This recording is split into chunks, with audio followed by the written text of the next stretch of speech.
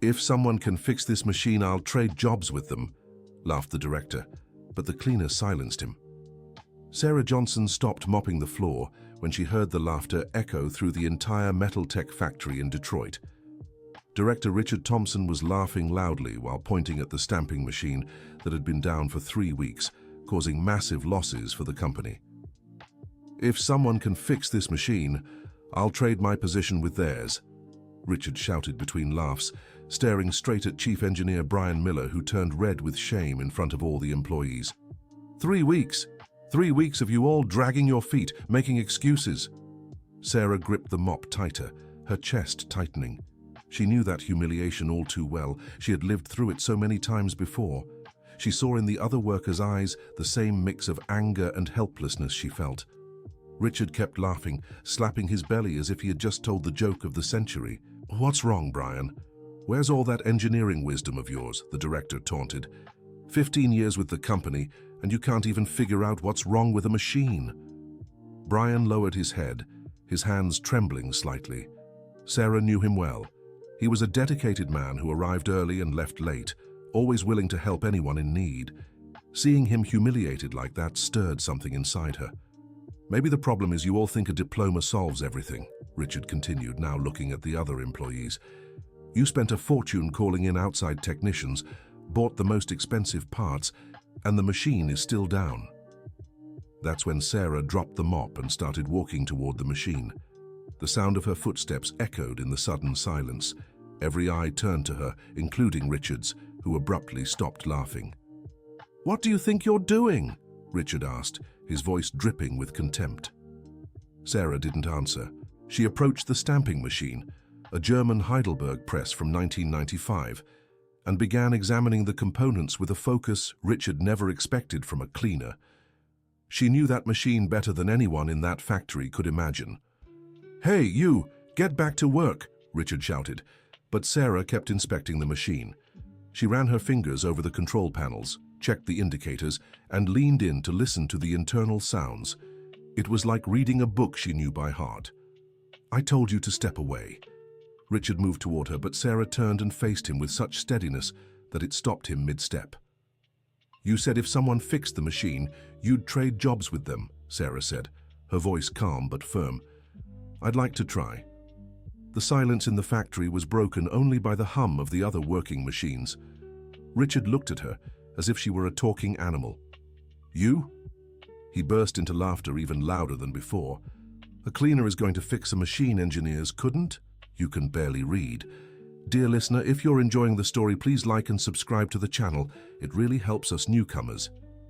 Now, back to the story. Richard's words cut Sarah like a blade. She had heard comments like that her whole life, but she never got used to them. She took a deep breath, remembering all the times she had swallowed humiliation just to survive. "I can read, Mr. Richard," she replied, dignity ringing in every word. "And I know much more than you think." Brian Miller, who had stayed quiet until then, stepped closer to Sarah.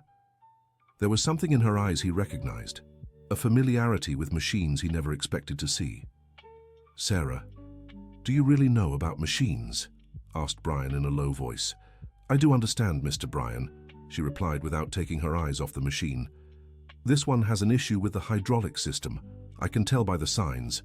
Richard burst into laughter again.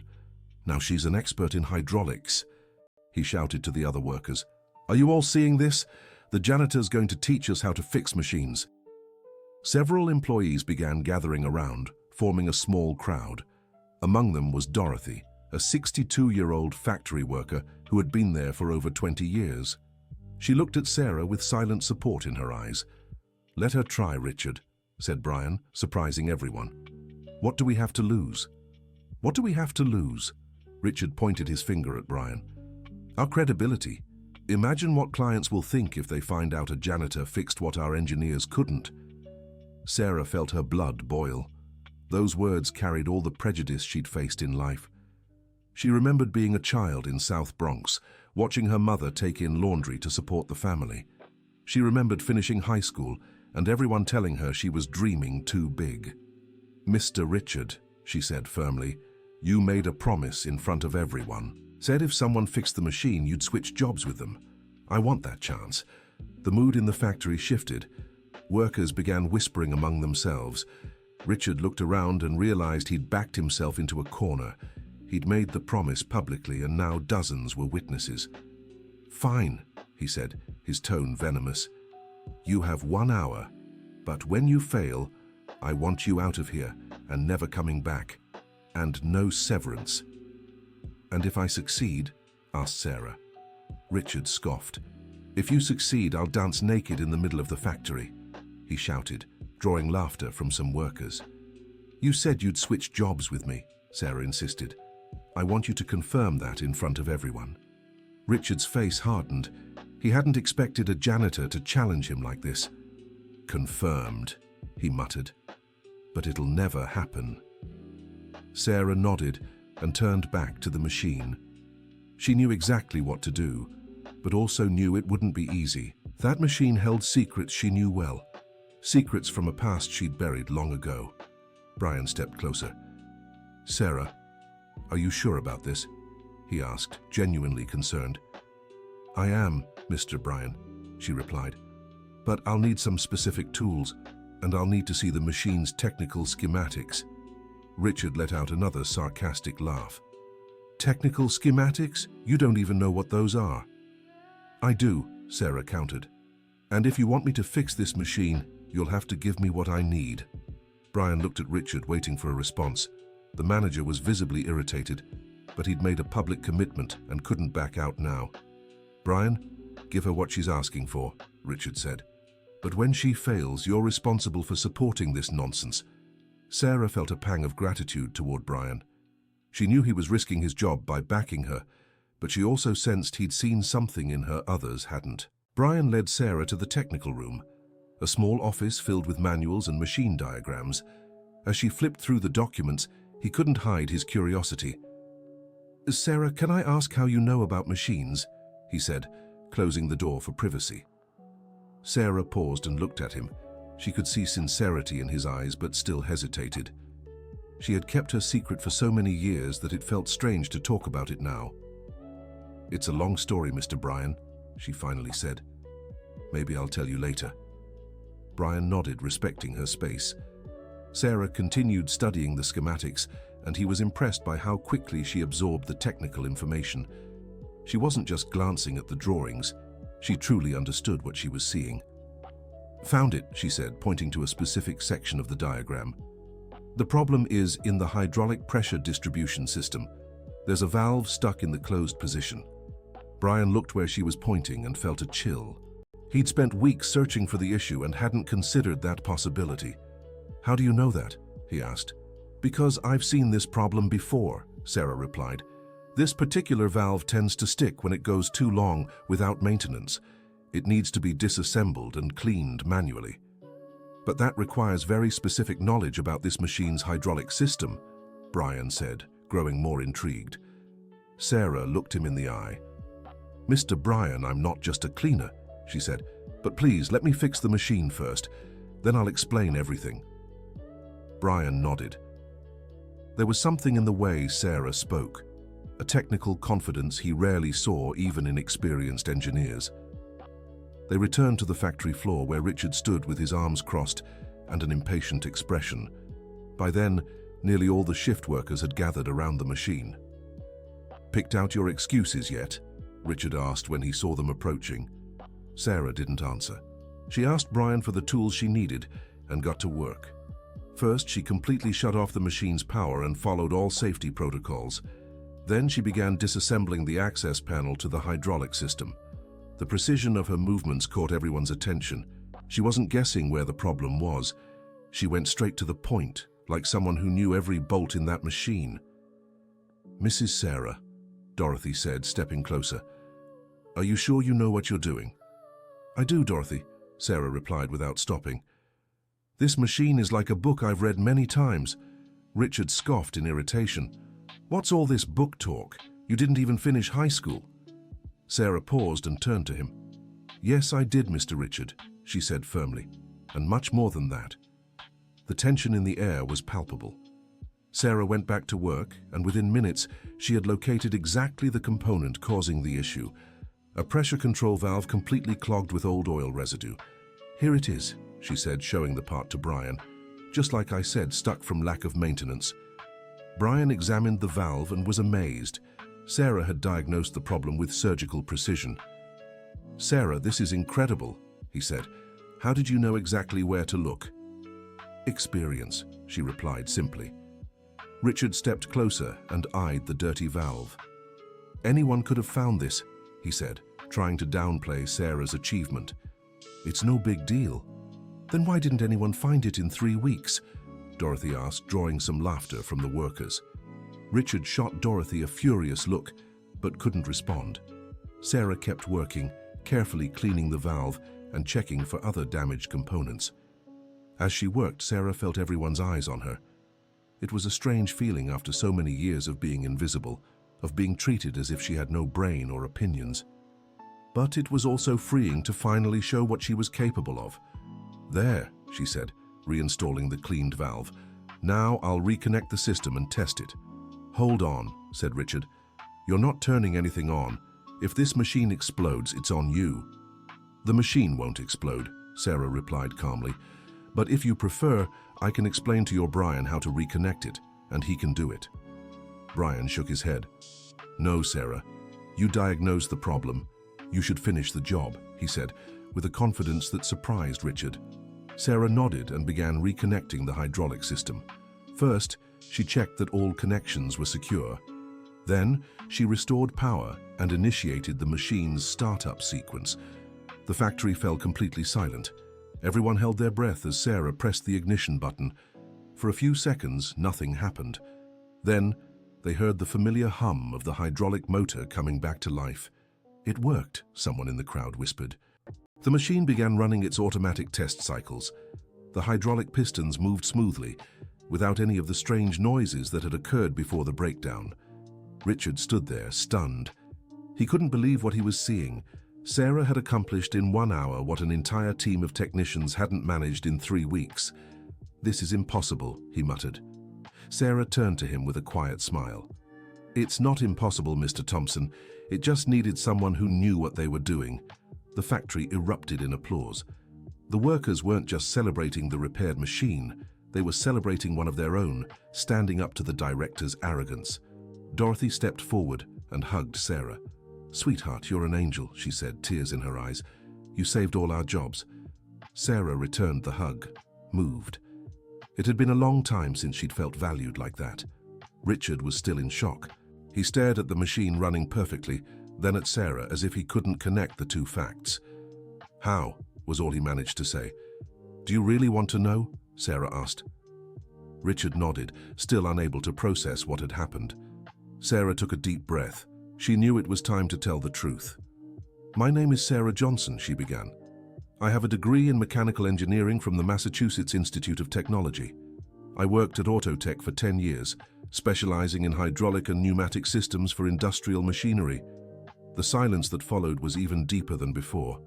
Richard opened and closed his mouth several times, unable to speak. "That's a lie," he finally said. "If you're an engineer, why are you working as a janitor?" Sarah's chest tightened. This was the question she had both expected and dreaded. "5 years ago, my husband got sick," she said, her voice trembling. "Cancer. I spent all our savings on his treatment. Sold everything we had, including my car and our furniture. When he passed, I had nothing left." Tears streamed down Sarah's face, but she continued. "I tried to go back to engineering, but I'd been out of the field for years caring for my husband. Companies wanted people with recent experience, and I wasn't in a good place mentally. I couldn't focus, couldn't sleep." Dorothy stepped closer and took Sarah's hand, offering silent support. "I took the janitor job because I needed to survive," Sarah went on. "It was all I could find at the time. And then I got used to being invisible. It was easier than explaining my story to everyone." Dear listener, if you're enjoying the story, don't forget to like and especially subscribe to the channel. It really helps those of us just starting out. Now, continuing. Richard was visibly shaken. For the first time, he saw Sarah as a real person, with a real story, not just as the cleaner he could humiliate without consequence. "Sarah," said Brian, moved, "why didn't you ever tell us this before? We could have helped, we could have—" "Could have what?" Sarah interrupted. "Given me an engineering job out of pity?" "No, Mr. Brian. I needed to prove first that I was still capable." "And you did," said a voice behind them. Everyone turned and saw a man in a suit approaching. It was William Anderson, the company president, who had arrived at the factory unannounced. "Mr. William," stammered Richard, "I didn't know you were here." "I just arrived a few minutes ago," said William, looking directly at Sarah. "And I saw everything. I heard about an employee who fixed the machine that's been costing us for weeks." Richard began to sweat. He knew he'd behaved poorly and that the president had witnessed it all. "Ms. Sarah," said William, "is what I just heard true? Are you a trained engineer?" "Yes, sir," replied Sarah, trying to dry her tears. "And do you have experience with this type of machine?" "I do. I worked 10 years with similar equipment in the automotive industry." William nodded and turned to Richard. "Richard, I need to speak with you privately," he said, his tone serious. Richard paled. He knew he was in trouble. "But first," William continued, "I'd like to speak with Ms. Sarah. Could you come with me to my office?" Sarah looked at Brian, who encouraged her with a nod. "Of course, Mr. William." As they walked to the president's office, Sarah's legs trembled. She didn't know what to expect from this conversation. William's office was elegant but not flashy. Diplomas hung on the walls, and a few family photos sat on his desk. He gestured to a chair for Sarah and sat behind his desk. "Sarah," he began, "may I call you that?" "Yes, sir." "Sarah, I want you to tell me your full story, from when you graduated to how you ended up working here. Don't leave anything out." Sarah took a deep breath and began. She spoke about her education, her years working at Autotech, how she met her husband Michael, who was also an engineer. She told him about their plans to start their own consulting firm, the dreams cut short by illness. When she reached the part about Michael's final years, her voice broke several times. William listened in silence, never interrupting. "After he passed," Sarah said, "I was lost. I couldn't think straight, couldn't work. I was depressed but couldn't afford treatment. When I saw the job posting for a cleaner here, I thought it would be temporary. Just until I recovered." "And why didn't you recover sooner?" William asked, his voice free of judgment. "Because here, I felt safe," Sarah replied. "No one expected anything from me beyond cleaning, no pressure, no big decisions. It was like I was hibernating." William nodded in understanding. "What changed today?" Sarah thought for a moment. "The humiliation," she said. "Seeing Mr. Richard belittle Mr. Brian, who's a good man, reminded me of all the times I've been humiliated in life, and it made me remember who I really am." William smiled for the first time since they'd entered the office. "Sarah, I have a proposal for you," he said. "We'd like you to take on the role of technical supervisor for the maintenance department. You'd oversee a team of 10 and have access to all the factory's machines." Sarah's eyes widened. She hadn't expected an offer like this. "But Mr. William," she said, "I've been away from the technical field for 5 years. I need to catch up. "You'll have all the support you need," William interrupted. "Courses, training, whatever is necessary. The company will invest in your development because we believe in your potential." Sarah felt tears welling up in her eyes again, but this time they were tears of gratitude. "And what about Mr. Richard?" she asked. William's face hardened. "Richard will be reassigned to another department," he said. "We can't have someone in leadership who treats employees that way. Besides, he showed serious administrative incompetence by failing to recognize the talent right under his nose." Sarah stayed silent for a few moments, taking in everything that was happening. "May I ask you something, Mr. Anderson?" she finally said. "Of course." "Why are you doing this for me? You barely even know me." William leaned back in his chair and gazed out the window before answering. "Sarah, my company has been around for 30 years. I started as a factory floor worker and got here through hard work and respecting people. I've never tolerated prejudice or humiliation in my company. he turned back to her. "Besides, what you did today was remarkable. Not only did you diagnose and fix a problem that was costing the company dearly, but you did it with grace and dignity, even after being publicly humiliated. That shows the kind of person you are." Sarah felt her chest grow warm. It had been so long since she'd heard words of recognition that she'd nearly forgotten how they sounded. "I accept the offer," she said. "Excellent," William smiled. "You can start on Monday. You'll work with Brian for the first few weeks to familiarize yourself with all the equipment and processes."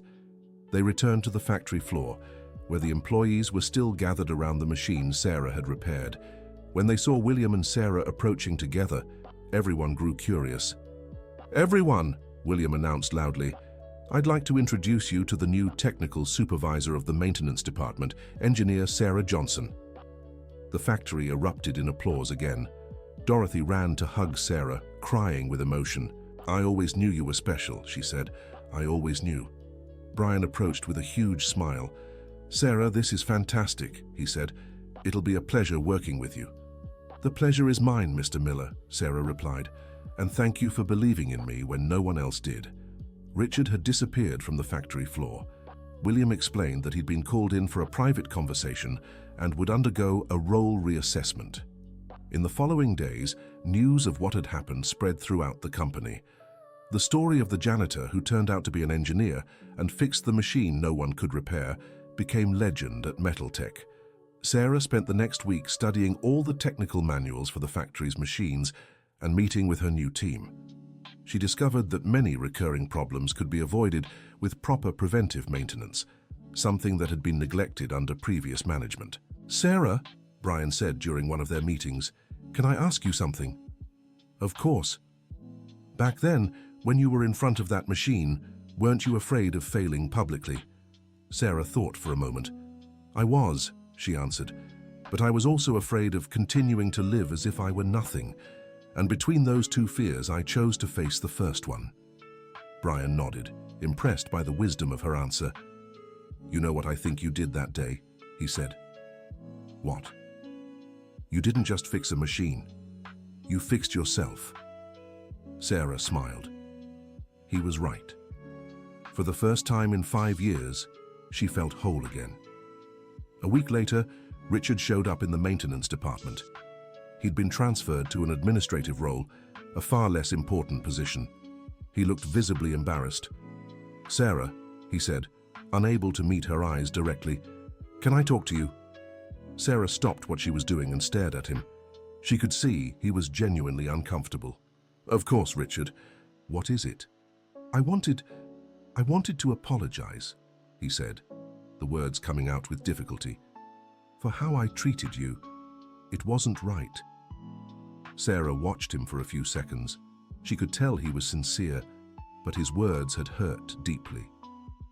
"Richard," she finally said, "I accept your apology, but I want you to understand something. The problem wasn't just with me. The problem was how you treat people in general. Everyone deserves respect, no matter their position." Richard nodded, clearly ashamed. "I know that now," he said. "I hope you'll give me a second chance to show I can be different." "Everyone deserves a second chance," Sarah replied, "but you'll have to earn people's trust again." 3 months later, Metaltech was running better than ever. Under Sarah's supervision, the machines rarely had issues, and productivity had increased significantly. Dorothy was promoted to lead her production line, something she'd dreamed of for years. Brian was recognized as a senior lead engineer and received a substantial raise. "Sarah," Dorothy said during lunch, "can I tell you something?" "Of course, Dorothy." "That day, when you stood up to Richard in front of everyone, you didn't just change his life. You changed all of ours. You showed us we don't have to accept being treated poorly just because we work in lower positions." Sarah smiled and took her friend's hand. "Dorothy, we all have value. We just need to believe it and not let anyone convince us otherwise." "That's what you did that day," Dorothy said. "You showed your worth, and you taught us to show ours too." Dear listener, if you're enjoying the story, please take a moment to like and subscribe to the channel. It helps us a lot as we're just starting out. Now continuing, 6 months after the machine incident, Sarah was in her new office reviewing maintenance reports when William knocked on the door. "May I come in?" he asked. "Of course, Mr. Anderson. Have a seat."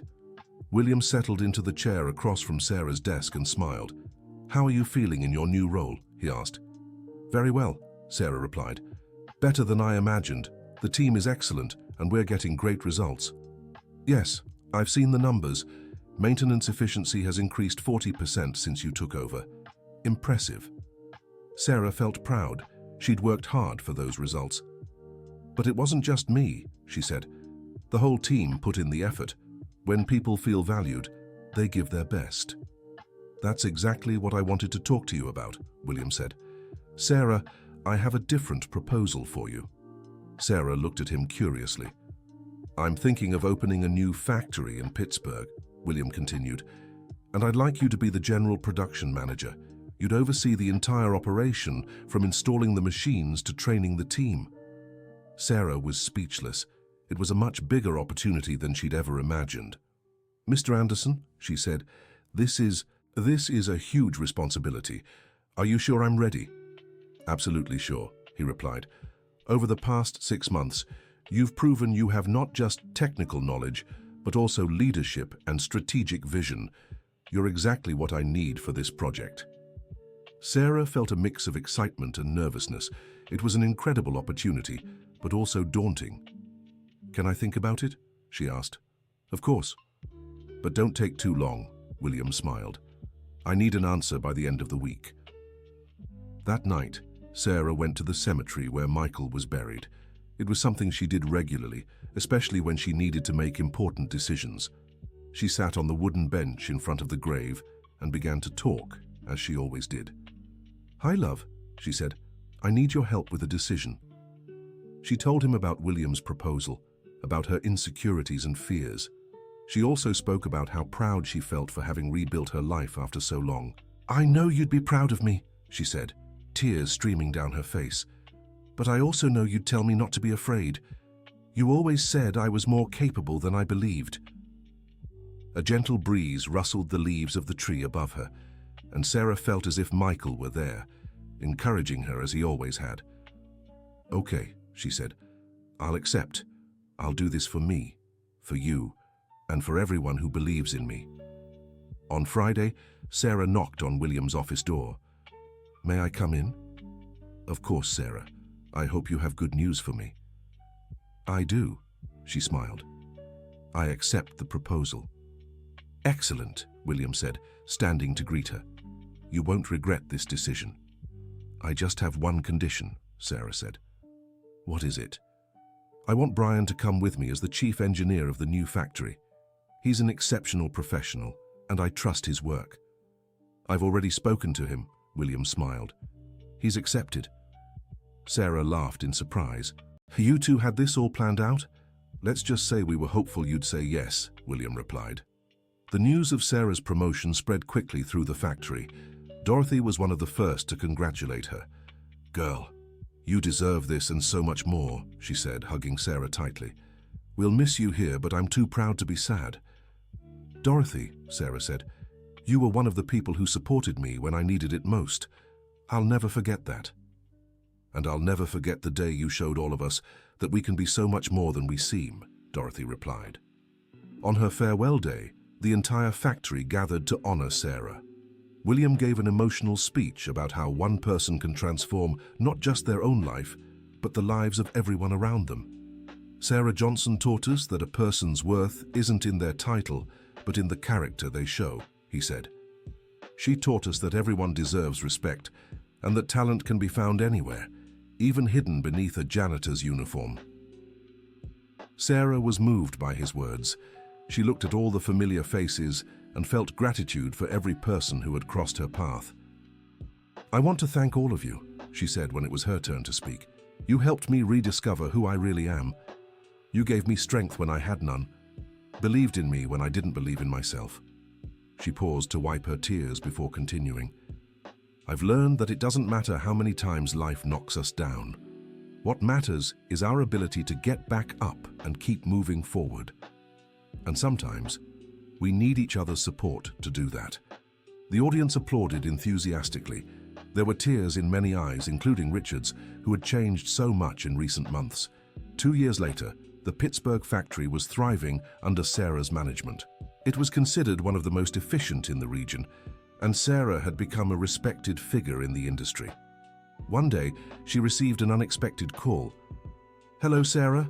This is Mary from the Association of Women Business Leaders of New York." "Hi, Mary. How can I help you?" "Sarah, we'd like to invite you to be a speaker at our next event. The theme is Overcoming Adversity and Female Leadership. Your story is exactly what we need to share." Sarah Johnson was honored by the invitation. She had never thought of herself as a role model, but realized her journey could truly inspire other women. "I accept the invitation," she said. "It would be my pleasure." The auditorium was packed on the day of the lecture. Sarah looked at all the women in the audience and remembered how lost and invisible she had felt just 2 years earlier. "Good morning, warrior women," she began. "I'm Sarah Johnson, and I'm here today to tell you how a janitor became an industrial manager. But more importantly, I'm here to share how a lost woman rediscovered her worth." For an hour, Sarah told her full story. She spoke about the struggles, the depression, and the prejudices she faced. But mostly, she spoke about the importance of never giving up on yourself.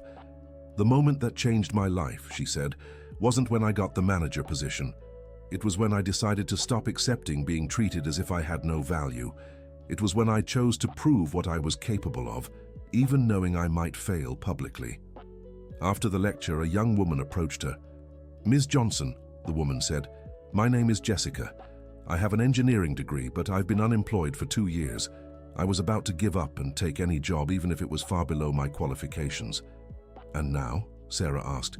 "Now I understand that taking a simpler job isn't the problem, as long as I don't accept being treated as if I have no worth," Jessica replied. "And that I should never forget who I truly am." Sarah smiled and hugged the young woman. "Exactly," she said. "Never let circumstances define who you are. You define who you are." 3 years later, Sarah was in her office when she received a letter that moved her to tears. It was from Jessica, sharing that she had landed an engineering job and was excelling in her new role. "Ms. Johnson," the letter read, "You changed my life that day. You taught me that I can be so much more than my circumstances allow me to appear. Today, I'm a senior engineer at a major company, and it all started when you taught me never to forget my worth." Sarah kept the letter close. She realized her story had grown beyond herself, touching the lives of people she didn't even know. That same year, Sarah received the Executive of the Year award from the National Association of Manufacturers. During her acceptance speech, she dedicated the award to all those who work in silence, who are underestimated, who carry hidden potential. "This award isn't just mine," she said. "It belongs to all the janitors, doormen, assistants, and workers who keep the world running but rarely get the recognition they deserve. It's for everyone who was ever underestimated, but never gave up on themselves." The audience rose in an emotional standing ovation. Sarah looked out and saw Dorothy, Brian, and even Richard Thompson, who had become one of her biggest supporters. 5 years after the famous incident with the machine, Sarah was preparing a report when her assistant knocked on the door. "Ms. Johnson, there's someone here who'd like to speak with you." "Who is it?" "She says she's a janitor and needs advice." Sarah smiled. Over the years, she had received many visits from people seeking inspiration or guidance. "Send her in." The young woman who entered was shy, around 25 years old. She reminded Sarah of herself years ago. "Ms. Johnson," the woman said, "my name is Emily. I work as a janitor at a tech company. I have a degree in computer science, but it's a long story." Sarah immediately recognized the tone of voice, the expression. It was the same look of someone who had lost hope, but still held onto a spark of a dream. "Have a seat, Emily," Sarah said kindly. "Tell me your story. I have all the time in the world." As Emily spoke about her struggles, how she had taken the cleaning job out of necessity and felt invisible among so many programmers, Sarah remembered exactly how that felt. "Emily," Sarah said when the young woman finished. "May I give you some advice?" "Please." "Never ever let a job define who you are," Sarah said. "You're not a cleaner who happens to have a degree in computer science. You're a computer scientist who happens to be working as a cleaner right now." Emily looked at her with shining eyes. "But how do I change that? How do I get out of this situation?" "First, you stop hiding," Sarah replied. "Stop accepting being invisible. Show what you're capable of, even if it's risky, even if you might fail." "And what if I fail?" Sarah smiled. "If you fail, at least you'll have tried. And that's already more than most people do, but I have a feeling you won't fail." Emily left Sarah's office with a completely different expression than when she'd entered. There was determination in her eyes and a straighter posture. 6 months later, Sarah received a call from Emily. "Ms. Johnson," said the excited voice on the other end, "I did it. I got a job as a programmer." "Tell me everything," Sarah said, moved. "You were right," Emily continued. "I stopped hiding. I started suggesting improvements to the system at the company where I worked as a cleaner. At first, no one took me seriously, but I kept at it. When they implemented one of my suggestions and it worked perfectly, everything changed." Sarah felt her heart warm. It was exactly the same feeling she'd had when she fixed the machine. "And you know the best part?" Emily went on. "Now I'm helping others who are in the same situation I was. There's a girl who works in cleaning at the new company I'm at, and she has a degree in marketing. I'm helping her share her ideas with the business team." Sarah smiled. The chain of transformation was spreading. "Emily," she said, "you've learned the most important lesson. When someone helps us up, our responsibility is to help the next person up too." Today, 10 years after the machine incident, Sarah is the regional director of one of the country's largest industrial companies. She oversees 5 factories and employs over 2,000 people. But what she values most isn't the titles or the salary. It's the program she created called Hidden Potential, where the company identifies employees who have education or skills beyond their current roles and helps them grow professionally. The program has already helped over 200 people land positions that match their qualifications. Among them are 3 former cleaners who became engineers, 2 maintenance workers who became safety supervisors, and a janitor who discovered a passion for HR and is now the department coordinator. The Hidden Potential program, Sarah explains in interviews, exists because I know that in any company there are people who are so much more than they seem, people who hold on to dreams, knowledge, and skills they've never had the chance to show. Dorothy, now 72, has retired from the factory, but remains one of Sarah's closest friends. She always says the most important day of her life was when she saw Sarah stand up to Richard in front of the whole factory. "That day," Dorothy recalls, "I learned we don't have to accept being small just because others think we are.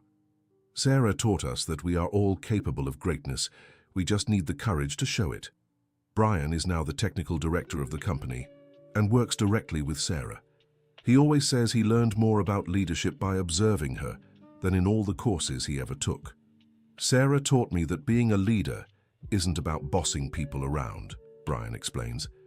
"It's about believing in their potential even when they don't believe in themselves." Richard, whom everyone thought would be fired after the incident, completely transformed. Today, he oversees a company-led social project that provides vocational training for people in vulnerable situations. "Sarah could have destroyed me that day," Richard reflects. "I deserved to be humiliated the way I humiliated her, but she chose to give me a second chance. That taught me more about human dignity than anything else in my life." The machine Sarah fixed that day still runs perfectly at Metaltech's original factory in Detroit. William made sure to place a plaque beside it that reads, "Never underestimate a person's potential," in honor of engineer Sarah Johnson. The plaque has become a pilgrimage site for new employees who hear Sarah's story on their first day of work. Sarah keeps a meaningful tradition. Every March 15th, the anniversary of the turnaround, she returns to the original factory to speak with the workers. She always ends her talk with the same words. "Always remember, you are so much more than anyone could imagine, including yourselves. Never accept being treated as if you don't matter, because every one of you has immense worth. And never forget that sometimes all we need is an opportunity to show what we're capable of. Sarah's story became so well known that it inspired books, speeches, and even a documentary. But she always insists she's no hero. "I'm just an ordinary person who one day decided to stop accepting being treated as invisible," she says. Anyone can make the same choice. Anyone can decide to show their worth, no matter where they are or what position they hold. Sarah's legacy goes far beyond her career. She inspired changes in hundreds of companies that revised their employee recognition policies. She inspired thousands of people not to give up on themselves. And most of all, she inspired a new way of seeing human potential. "The day that changed my life," Sarah reflects, "wasn't the day I graduated from the Massachusetts Institute of Technology or the day I got my first job. It was the day I decided I was worth more than how I was being treated. It was the day I chose to show who I really was, even at the risk of failing." Today, Sarah is often invited to speak at schools, especially for young people in underserved communities like the South Bronx. Her message is always the same. No matter where you come from or what hardships you face, you have the potential to be so much more than you imagine. The only person who gets to decide your worth is you. Don't let anyone convince you that you're less than you are. And remember, sometimes opportunity won't come to you, sometimes you have to create your own. The machine Sarah repaired still runs perfectly, but her real fix was far greater. She repaired how an entire company saw human potential. She restored the self-worth of people who had forgotten their own value. And most of all, she repaired herself, rediscovering who she truly was beneath years of pain and invisibility. The story of Sarah Johnson, the janitor who revealed herself as an engineer, became a symbol that talent knows no hierarchy, that human worth isn't measured by job titles, and that every one of us is so much more than we appear. And to this day, when someone at Metaltech or any of the group's companies is facing challenges or feeling underestimated, their colleagues always say the same thing. "Remember, Sarah, remember that we can all be so much more than we seem." End of story. Now tell me what you thought of this story and where you're watching from. If you know someone who's been through a similar situation, or if you believe Sarah made the right decisions, leave your honest thoughts in the comments. Your opinion means so much to us. Don't forget to like the video and, most importantly, subscribe to the channel so you don't miss other inspiring stories like this one.